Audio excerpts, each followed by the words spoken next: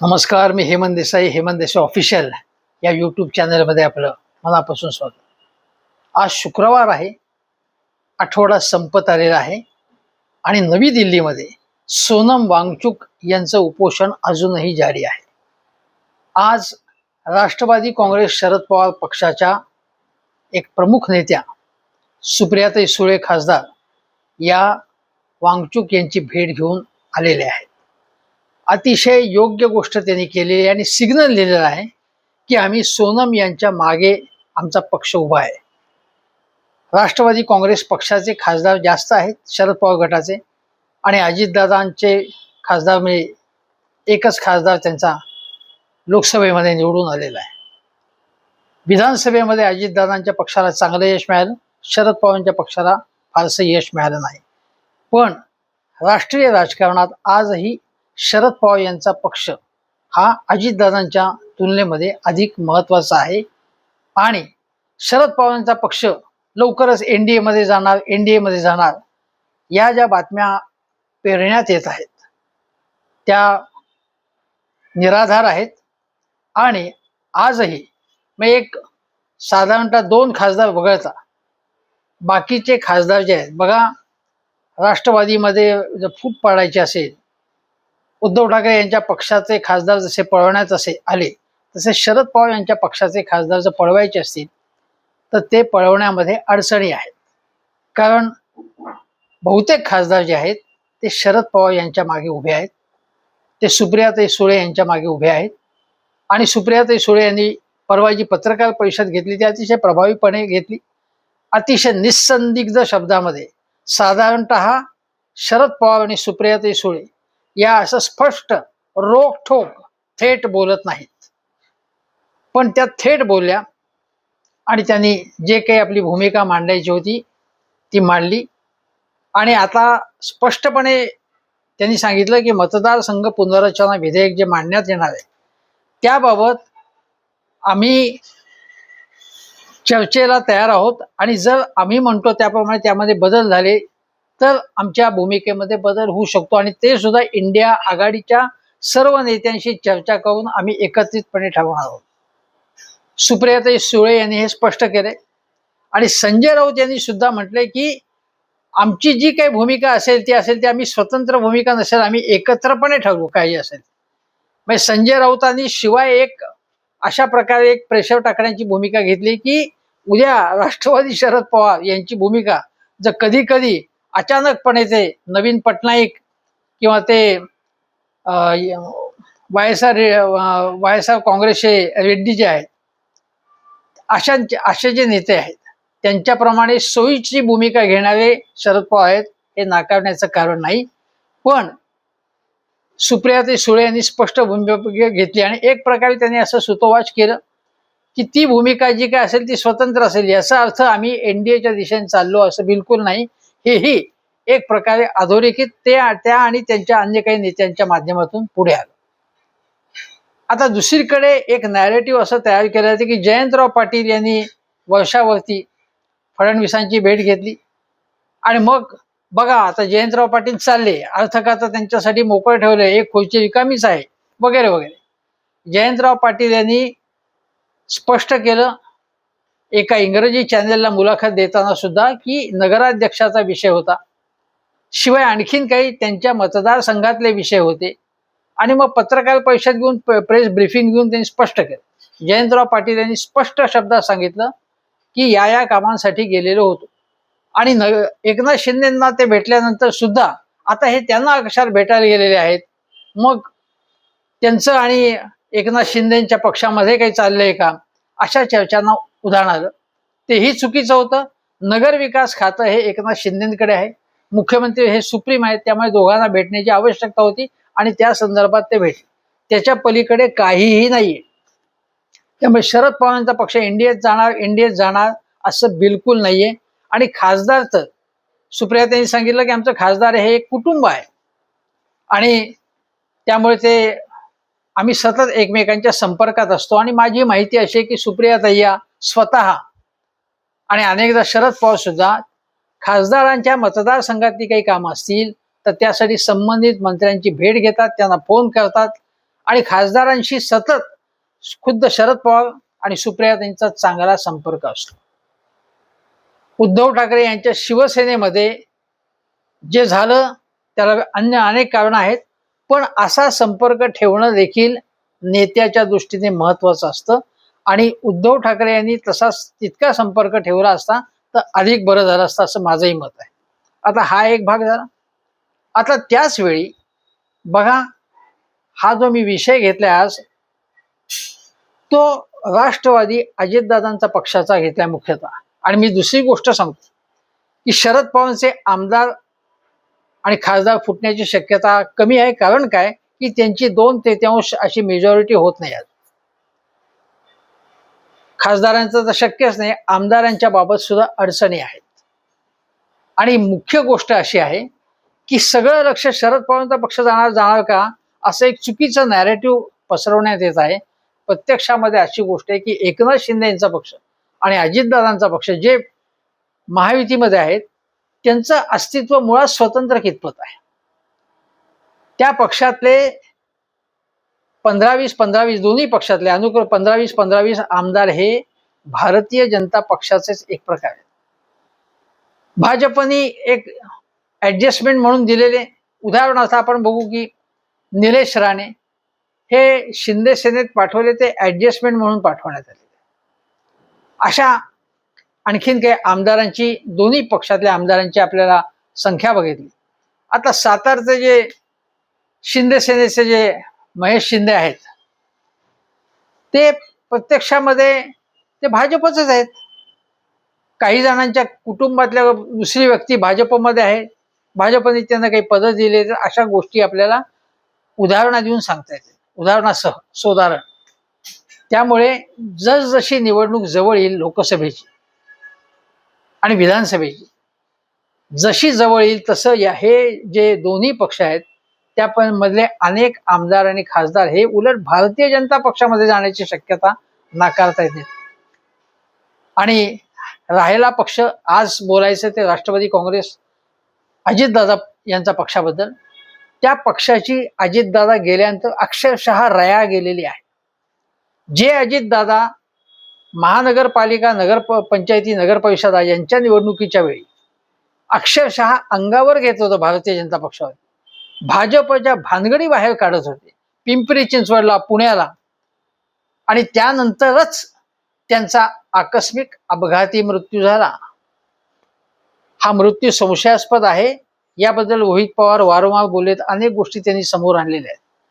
पण या संबंधित त्यांचा अपघात झाला त्या संदर्भामध्ये रोहित पवार जे आरोप करत होते त्याबाबत धक्कादायक गोष्ट म्हणजे अजितदादांच्या पक्षातील कोणीही बोलत नव्हतं, इन्क्लुडिंग सुनेत्राताई पवार त्या दुःखात असतील, पार्थ पवार, जय पवार, कोणीही बोलत नव्हतं. सीबीआय चौकशीचीही मागणी करत नव्हतं.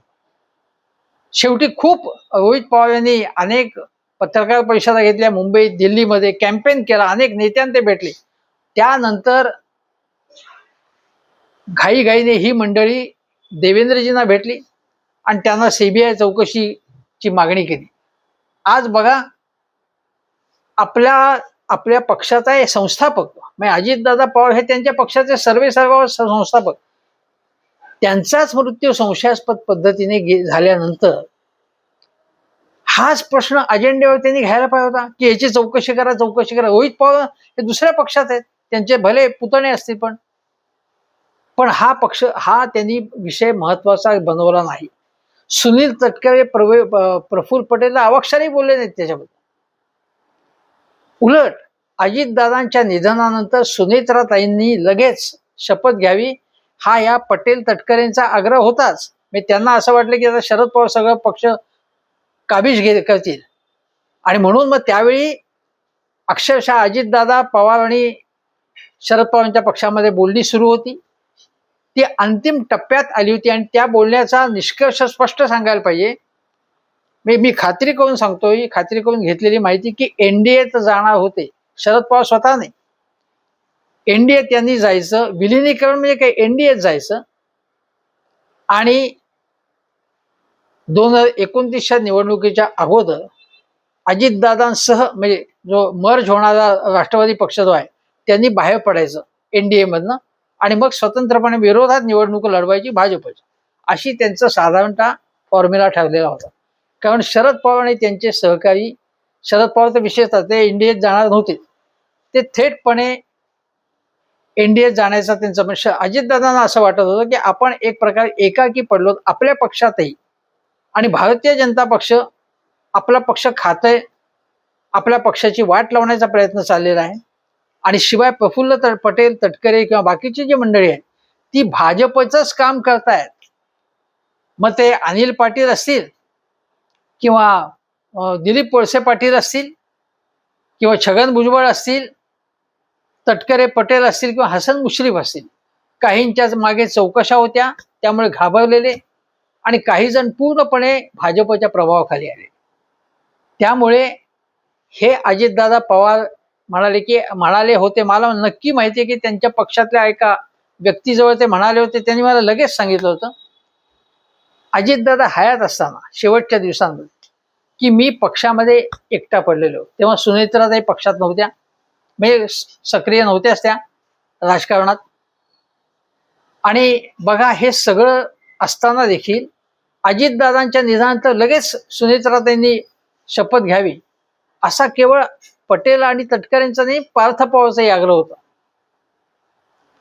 वास्तविक याची काही गरज नव्हती, धक्कादायक होतं ते सगळं. अजून एक गोष्ट सांगतो की मी जे म्हणतोय की हा पक्ष जो आहे तो भारतीय जनता पक्ष चालवते की काय.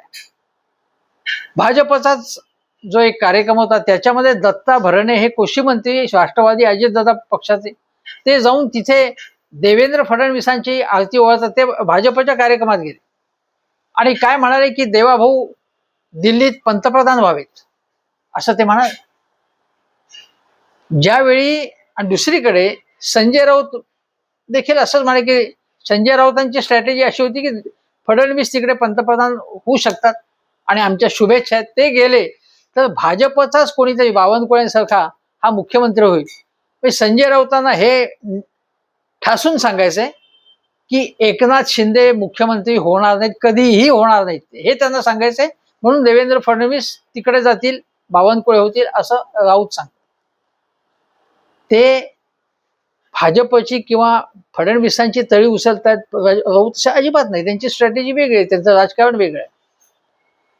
पण प्रफुल्ल पटेल असं म्हणाले की फडणवीसांना महाराष्ट्राच्या विकासाचं मोठं काम करायचं आहे आणि त्यामुळे फडणवीस महाराष्ट्रात राहिले पाहिजे असं प्रफुल्ल पटेल म्हणाले.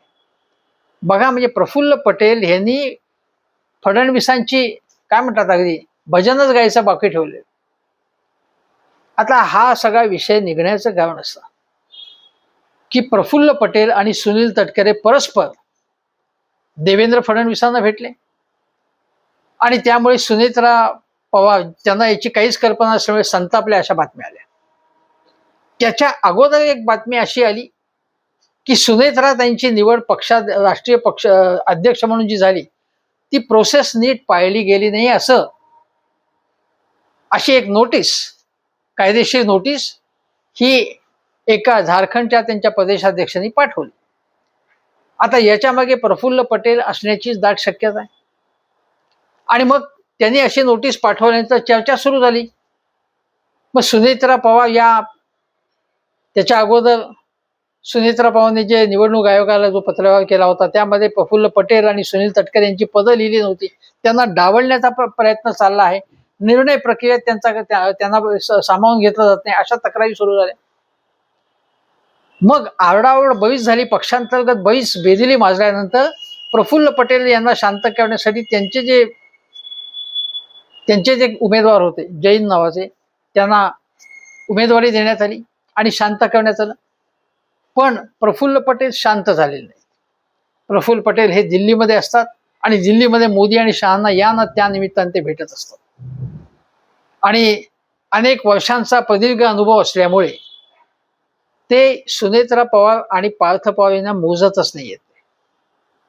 वास्तविक काही झालं तरी हा एक अजितदादांचा पक्ष आहे. वेगळ्या शब्दात सांगायचं हे मालकीचे पक्ष आहेत. हे शरद पवारांचा पक्ष त्यांच्या मालकीचा आहे आणि निर्णय ते घेतात, ती फॅमिली घेते सगळी. तसंच सुनेत्राताई, जय पवार, पार्थ पवार हे मिळून निर्णय घेणार सगळा. आता हे योग्य आहे लोकशाहीमध्ये हे बसतं का? पण हे असं आहे. अशा वेळी सुनेत्रा पवार आणि पार्थ पवार यांना एक प्रकारे आव्हान देण्याचा प्रयत्न चालू आहे आणि तो पटेल आणि तटकरेंकडनं सुरू आहे. आणि त्यांच्या मागे अमित शहा हे आहेत. अमित शहा हे दोन्ही शिंदेचं आणि या दोन्ही पक्ष ते चालवतात. त्या अजितदादांच्या पक्षात 15-20 तरी असे आमदार आहेत ते भाजपमध्ये कधीही सामील होते, भाजपच्या पंखाखाली येते. आणि हीच भाजपची स्ट्रॅटेजी आहे. बघा, ह्या दोन पक्षांचं जेव्हा विलिनीकरणाची चर्चा सुरू होती अजितदादा आणि शरद पवारांच्या, तेव्हा तटकरे काय म्हणाले की अशी चर्चा काही झालेलीच नव्हती. अजितदादांच्या निधनानंतर जेव्हा जयंत पाटील, शशिकांत शिंदे, सुप्रियाताई असं म्हणाले की अशी चर्चा झालेली होती, तेव्हा नाही, झालीच नाही असं म्हणाले. आणि आता सुनील तटकरे म्हणतात की झाली होती अशी चर्चा. आणि ही चर्चा जेव्हा म्हणजे या प्रकारे विलिनीकरणाची चर्चा, त्याच्याबद्दल प्रश्न विचारला असता देवेंद्र फडणवीस म्हणाले की मला माहिती आहे, जर चर्चा अशी असती आणि असा निर्णय घेणार असता ते मला सांगितलं असतं. त्यांनी मला सांगितलं असतं की आम्हाला इन्फॉर्मेशन दिली असती. कारण शेवटी हा महायुतीचा निर्णय आहे, म्हणजे हा निर्णय सुद्धा आम्ही घेणार. तुमच्याकडे कोणाला घेणार, तुम्ही मर्जर करायचं का नाही ते सुद्धा आम्ही ठरवणार. बघ, अजितदादा गेल्यानंतर अर्थ खातं अजूनही दिलेलं नाहीये. तात्पुरतं मी घेतलंय असं देवेंद्र फडणवीस सुरुवातीला सांगितलं. मग म्हणाले की आता बजेट आहे त्यामुळे ते बजेट तयार करायला लागेल. मग आम्ही निर्णय लवकरच घेऊ. त्याचा लवकरच निर्णय घेऊ असं म्हणून अजूनही झालेलं नाहीये निर्णय. खुद्द सुनेत्रा वहिनींनी पक्षाच्या बैठकीत ही मागणी केली, ते प्रसिद्ध झाले की आम्हाला अर्थ खातं पाहिजे. अजूनही त्याचा निर्णय झालेला नाही अर्थ खात्याचा, आणि अजूनही द्यायला तयार नाहीयेत. भारतीय जनता पक्षामधल्या अनेकांचा विरोध याला. अर्थ खातं आमच्याकडे, अर्थ खात्याच्या बळावरती अजितदादांचं बळच चालत होतं. आणि आता सुनेत्रा वहिनींचा पक्ष आहे, तो पक्ष हा नेतृत्वहीन, नेत्या जरी त्या असल्या तरी तो नेतृत्वहीन आहेत, त्यांना अनुभव नाहीये. त्या पक्षामध्ये अराजक निर्माण झालेला आहे, त्यामुळे तो पक्ष आम्ही सांगू तसाच चालवला जाईल. पण त्या पक्षात अनेक आमदार आमचेच आहेत. अशा प्रकारची भूमिका एकूण फडणवीसांची आणि अमित शहा यांची आहे. बघा, सुनील तटकरे हे आठवत असेल तुम्हाला, जेव्हा रायगडावरती छत्रपती शिवाजी महाराजांच्या संबंधातला एक कार्यक्रम झाला, त्याला अमित शहा आले होते. आणि तिथून जवळच सुतारवाडीला सुनील तटकरेंचा बंगला आहे. त्या ठिकाणी मार्गावरती बंगला, मार्ग थोडासा आडबाजूला आहे, पण तिथे अमित शहा ना घरी जेवायला बोलवायचं असं सुनील तटकरेंनी ठरवलं. म्हणजे एक प्रकारे ते आपले मालकच आहेत अशीच भावना. आणि त्यामुळे त्यांना बोलवलं आणि त्यासाठी 4 हेलिपॅड तिथे उभारण्यात आली. त्याचा खर्च 1,39,00,000 खर्च आला त्याचा. त्या संबंधी मंजुरी घेण्याच्या अगोदरच काम सुरू करण्यात आलं याचं. त्याबद्दल बरीच चर्चा झाली. पण हे उदाहरण तुमच्या समोर आहे की हे स्वतः त्यांनी मनोमन मानलेलं आहे की आमचे जे नेते आहेत ते मोदी, शहा आणि देवाभाऊ आहेत. मोदी शहांच्या वतीने देवाभाऊच आमचे सगळे निर्णय घेणार, अशा प्रकारचं सगळं धोरण आहे. हसन मुश्रीफ म्हणाले मध्यंतरी की महाराष्ट्राचा विकास, महाराष्ट्र नंबर 1 स्टेट बनवणारे देवेंद्र फडणवीस, आणि देवेंद्र फडणवीस पंतप्रधान झाले पाहिजे. ज्यांच्या मागे ईडी लागली होती तेव्हा आक्रोश त्यांचे कुटुंबीय करत होते, घाबरले होते, घाबरगुंडी उडाली होती त्यांची. त्यावेळी ते भाजपच्या, फडणवीसांच्या, अमित शहाच्या नावाने बोट मोडत होते, खडे फोडत होते. पण चित्र कसं बदललंय बघा. एक त्या पक्षाचे नेते हे भारतीय जनता पक्ष, मोदी, शहांची सतत सतत सतत प्रशंसा करत असतात. प्रत्येक निर्णय देवाभाऊ घेतील असं म्हणतात. आता सुनेत्रा वहिनींना जर यांनी भेटीची कल्पनाच दिली नसेल पटेल तटकरेंनी की आम्ही फडणवीसांना भेटतोय, सांगितलं काय की आम्ही मतदारसंघ पुनर्रचना विधेयक त्या संदर्भात शरद पवार पक्षाची काय भूमिका आहे आणि एकूण आमच्या मतदारसंघातली कामं, पर्यटनाचा एक विषय वगैरे वगैरे सांगून त्यांनी सारवासारव केली. पण सुनेत्रा वहिनींना त्याच्याबद्दल शंका आली. हे रिपोर्टिंग झालेलं आहे आणि सार्थ शंका आली त्यांनी. पण हे पटेल आणि तटकरे एवढंच काय, बघा त्या सच्चिदानंद ज्यांनी तो आक्षेप घेतला सुनेत्रा त्यांच्या भूमिकेबद्दल, आणि शिवाय अजून एक सहकारी आहेत दिल्लीमध्ये त्यांचे सरचिटणीस आत्ताच आहेत, ते काय म्हणाले की या पक्षामध्ये आमच्या पक्षामध्ये काही मतभेद नाही आहेत, आम्ही फक्त काही प्रोसिजर बद्दल आम्ही चर्चा करतोय की पक्षाचा कारभार पारदर्शकपणे व्हावा, कुठेही काही कायदेशीर मुद्दे येऊ नयेत, ही आमची चिंता आहे. आणि प्रफुल्लभाई म्हणाले की पक्षामध्ये काही सुधारणा आवश्यक आहे. आता सुधारणा आवश्यक आहेत तर कोणत्या सुधारणा, काय त्यांना अभिप्रेत आहे का? सुधारणा म्हणजे पार्थ पवार यांचं वागणूक आम्हाला आवडत नाहीये का? आमच्याकडे जी असलेली पॉवर खेचली जाते म्हणून तुम्हाला सुधारणा हव्यात? कुठल्या प्रकारच्या सुधारणा हव्यात? आज गोष्ट अशी की तटकरे आणि पटेल हे अतिशय अनुभवी नेते असल्यामुळे, बघा तटकरेंना विधानसभेत जिल्हा परिषदेपासून अनुभव आहे. मग रायगडमध्ये तेच एक मोठे नेते आहेत त्यांच्या पक्षाचे, सतत निवडून येत आहेत. भंडारा गोंदियामध्ये प्रफुल्ल पटेल यांचं सगळं तिथे वजन आहे. तिथे राष्ट्रवादीचं अस्तित्व म्हणजे तेच. आणि या उलट सुनेत्राताई पवार किंवा पार्थ पवार हे नवीन नौखेत राजकारणामध्ये, त्यामुळे हे दोघं नेते असतील किंवा छगन भुजबळ असतील, छगन भुजबळांना काय त्यांचं आता वय झाले, त्यांना आता आपल्या मुलाला आणि पुतण्याला नीट सेट करायचंय. मुलगा तर आमदार आहेच, पण पुतण्या समीर यालाही सेट करायचं त्यांना, ते त्याच्या मागे आहेत. ते दिलीप वळसे पाटील फक्त आपल्या मतदारसंघापुरतं बघतात, त्यांना काही पडलेलं नाही, त्यामुळे ते तेवढी ती ऍडजस्टमेंट करून घेतात. पण या सगळ्यांचं कौतुक हे त्या पदाधिकाऱ्यांनी केलं.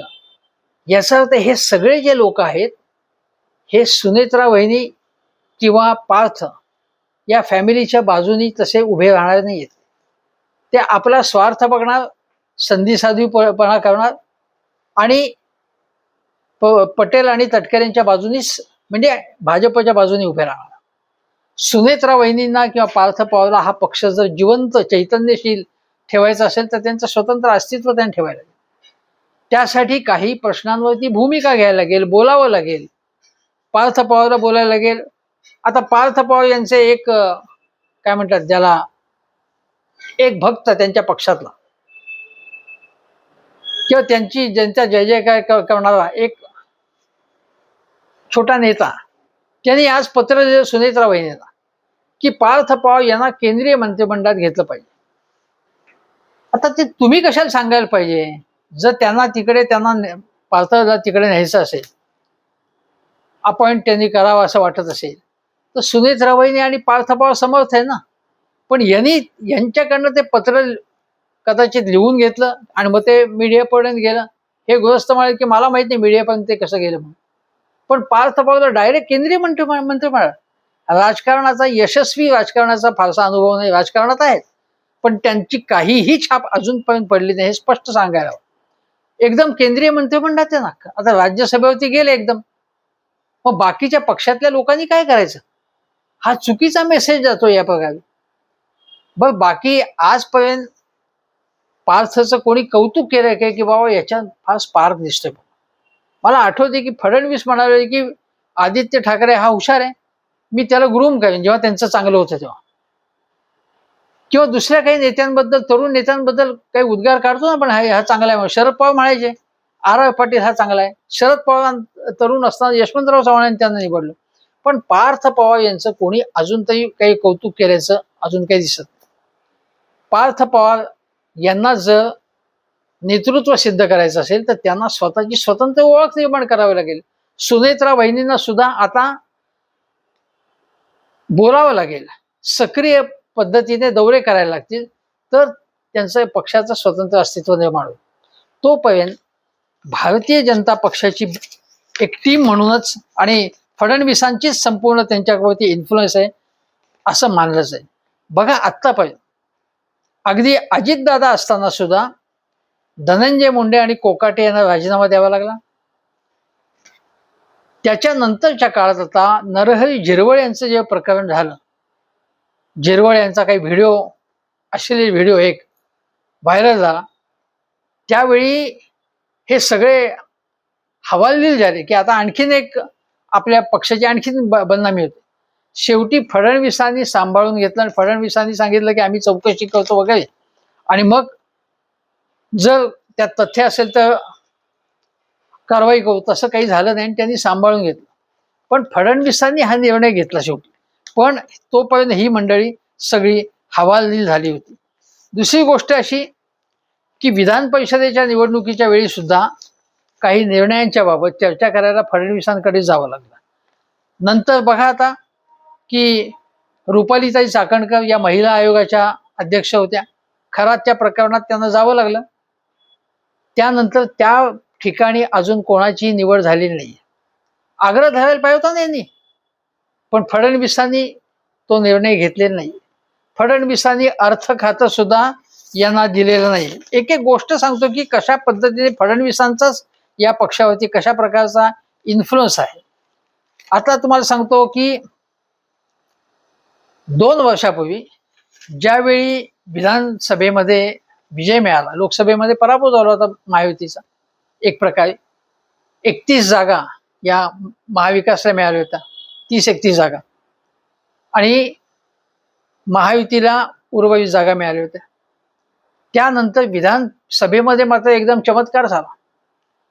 ताबडतोब प्रफुल्ल पटेल आणि सुनील तटकरे मोदींच्या आणि अमित शहांच्या भेटीला गेले आणि त्यांनी म्हणजे त्यांचं अभिनंदन केलं की तुमच्या नेतृत्वामुळे आम्हाला विजय मिळाला म्हणून. म्हणजे बघा, हे ताबडतोब भेटायला त्यांना गेले. नंतर बाहेर आल्यावरती मला आठवते की तटकरे म्हणाले होते की मला फार आनंद झालाय. कशाचा आनंद झाला की अमित शहाची आमची अपॉइंटमेंट ठरली नव्हती, पण त्यांनी आम्हाला ताबडतोब भेट दिली. त्यामुळे त्यांना भरून आलं होतं अक्षरशः. म्हणजे अमित शहा हे हा पक्ष कशा प्रकारे चालवतात, किती यांची जवळीक निर्माण झाली हे तुम्ही बघा. रामदास कदम शिंदे सेनेचे नेते म्हणाले की जे तोंडाळ नेते आहेत ते म्हणाले की सुनील तटकरे हा असा माणूस आहे की जो तुमच्या ताटात जेवेल आणि तुम्हाला शिव्या देईल. त्यामुळे सुनील तटकरे हे बिलकुल विश्वसनीय नाही. एक प्रकारे त्यांना असंही म्हणायचं असेल की सुनील तटकरे हे आपल्या पक्षाचे नाही आहेत. ते म्हणजे जर अजितदादांनी शरद पवारांनी त्यांना मोठं केलं त्या पक्षाशी सुद्धा ते द्रोह करू शकतील, असं कदाचित रामदास कदम यांना म्हणायचं असावं. आता गोष्ट अशी आहे की बघा की वर्षावरच्या बैठकीच्या निमित्ताने सगळी चर्चा सुरू झाली. जयंतराव पाटील यांच्याकडे बोट दाखवून बातम्या पेरण्यात आल्या की शरद पवारांचा पक्ष हा कसा एनडीएत जाणार आहे. मग सुनील तटकरे म्हणतात की आज तरी काय राजकारणात काही घडू शकतं, म्हणजे उद्या ते आमच्याबरोबर येऊ शकतात असं त्यांनी तुमच्या पक्षाचं काय ते बघा तुम्ही. शरद पवारांच्या पक्षाच्या वतीने सुप्रियाताईंनी पुन्हा पुन्हा सांगितलंय की आता चर्चा बंद झालेली आहे. आम्ही एनडीएच्या विरोधात आहोत, आम्ही इंडिया आघाडीत आहोत, पण आमच्याबाबत संभ्रम निर्माण करू नका. पण गोदी मीडिया हा शरद पवारांबद्दल सुप्रियाताईंच्या पक्षाबद्दल संभ्रम निर्माण करतो आहे आणि त्याचवेळी सुनील तटकरे यांच्या मोठमोठ्या पत्रकार परिषदा लाईव्ह दाखवल्या जात आहेत आणि ते जणू काय फार मोठे नेते आहेत अशा प्रकारे त्यांना कव्हरेज मिळत आहे. आणि मग ते सांगतायत की उद्या जर पवारसाहेब त्यांचा पक्ष आमच्याबरोबर आला तर चालू शकेल. म्हणजे पवारांच्या पक्षाबद्दल संभ्रम निर्माण करण्याचा प्रयत्न केला जातो. प्रत्यक्षात गोष्ट अशी आहे की अजितदादांच्या पक्षाचं अस्तित्व अजितदादांच्या नंतर कितपत टिकेल असा खरा प्रश्न आहे. कारण त्यांच्या पक्षाचं आज जे नेतृत्व आहे ते अजून त्यांचं नेतृत्व सुनेत्राताई उपमुख्यमंत्री आहेत, त्या चांगल्या आहेत, पण त्यांना त्यांची कर्तबगारी अजून सिद्ध झाली नाही. उद्या सुनेत्रा वहिनींच्या बळावरती त्यांच्या नेतृत्वाच्या आधारे पुन्हा निवडून येतील का आमदार, पुन्हा निवडून येतील का खासदार, ही त्यांच्या पक्षामधल्या काही जणांची चिंता आहे. त्यामुळे त्यांना त्यांच्या पक्षाच्या नेत्यांना शरद पवारांचा आधार अधिक वाटतो, काही जणांना अमित शहा आणि यांचा वाटतोय. त्यामुळे तो पक्ष म्हणून आपल्या पक्षातल्या लोकांना आपल्या पक्षाचा आधार वाटणं, त्या पक्षाबद्दल कॉन्फिडन्स वाटणं हे होतच नाहीये. त्यामुळे हे सतत सतत देवाभाऊच्या भेटीला जात आहे. देवाभाऊंच्या बाबत म्हणजे वर्षामध्ये वरती जर तटकरे आणि पटेल परस्पर भेटीला गेल्यानंतर पार्थ पवार जातात आणि पार्थ पवार असं आश्वासन घेतात की काही तुमच्यात चर्चा झाली, म्हणजे आमच्या पक्षाच्या सहकार्यांशी काही तुमची चर्चा झाली तर ती आम्हाला सांगितलं जाईल, असं पार्थ पवार आश्वासन घेतात त्यांच्याकडनं. याचा अर्थ वर्षावरती सगळी या अजितदादांच्या पक्षाची सगळी स्ट्रॅटेजी, सगळी धोरणं, सगळ्या गोष्टी तिथे ठरतात का? वर्षा हे त्यांचं कार्यालय आहे का? वर्षा हे त्यांचं केंद्र आहे का राष्ट्रवादीचं? ते किंवा दिल्लीमधलं अमित शहाचं निवासस्थान, तिथे सगळ्या गोष्टी ठरतात का? असा प्रश्न निर्माण झालेला आहे. एक असा पक्ष राष्ट्रवादी काँग्रेस, जो पक्ष महाराष्ट्रात अनेक 15 वर्ष सत्तेत सलगपणे राहिला, त्या पक्षाची ही काय अवस्था आहे बघा. मी दोन्ही गटांबद्दल सुद्धा बोलतो. जरी शरद पवारांच्या पक्षाबद्दल सुद्धा सारखा संभ्रम का निर्माण होतोय? म्हणजे 10 वर्ष झाली आता की आशिष शेलार किंवा अन्य नेते त्यांचे म्हणाले होते, अगदी अजितदादाही म्हणाले की 2016 पासून भाजपवर जायचं अशा आमच्या चर्चा झाल्या होत्या, सतत चर्चा चालू होत्या त्या. म्हणजे 10 वर्ष झालं हा एक पक्ष आहे, तो त्या पक्षाचं धोरण काय, त्याची विचारसरणी काय, त्याचे कार्यक्रम काय, त्याचे उपक्रम काय आहेत, तो लोकांसाठी काय करणार आहेत, याची चर्चा होतच नाहीये. काय चर्चा होती की हे महायुतीत जाणार का महायुतीतनं बाहेर पडणार, इंडिया आघाडीत आहेत ते उद्या बाहेर पडणार का, अशी चर्चा होती.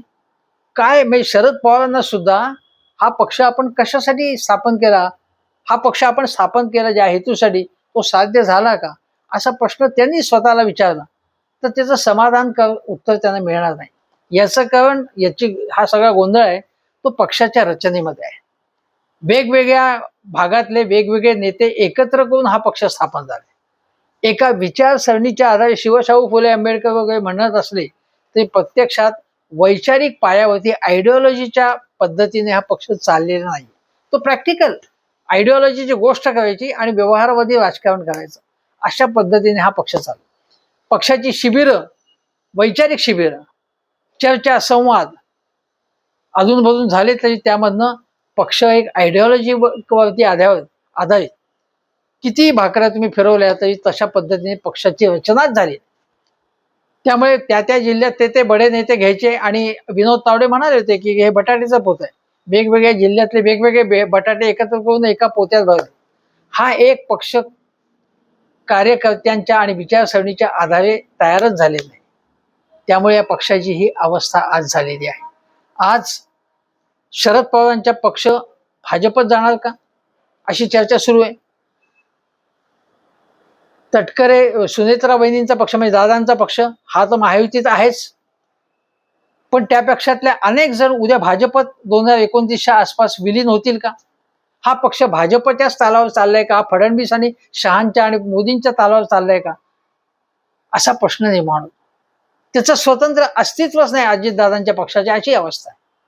अनेक जण आता संग्राम जगताप हे हिंदुत्ववादी म्हणजे आक्रमक हिंदुत्ववादी भाषा बोलतात, पूर्णपणे धार्मिक द्वेषाची भाषा बोलतात.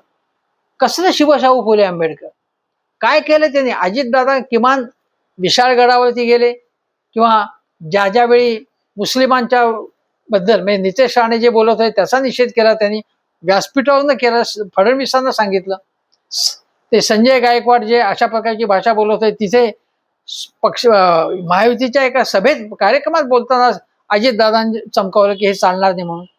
अशी ही भाषा पार्थ पवार, अजितदादा, ह्या सुनेत्रा वहिनी किंवा छगन भुजबळ कोणाच्या कडून होत नाही. आणि हे जे जुने नेते ते तर भाजपच्याच कच्छपी लागलेले आहेत.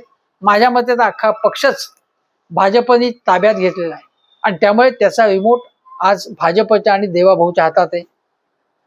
हे महाराष्ट्राचं दुर्दैव आहे. जो पक्ष महाराष्ट्राच्या अस्मितेसाठी शरद पवारांनी स्थापन केला, म्हणजे दिल्लीच्या दादागिरी आम्ही चालवून घेणार नाही, आम्ही मराठी मावळे आहोत, कुठे आता ही मावळेगिरी दिसते आज.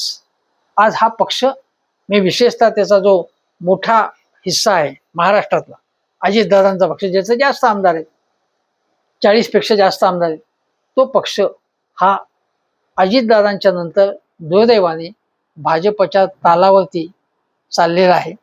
आणि तटकरे, पटेल, छगन भुजबळ, धनंजय मुंडे यांच्यासारखे नेते या पक्षाची पूर्णपणे भाजपच्या हवाली करण्यास सिद्ध आहेत.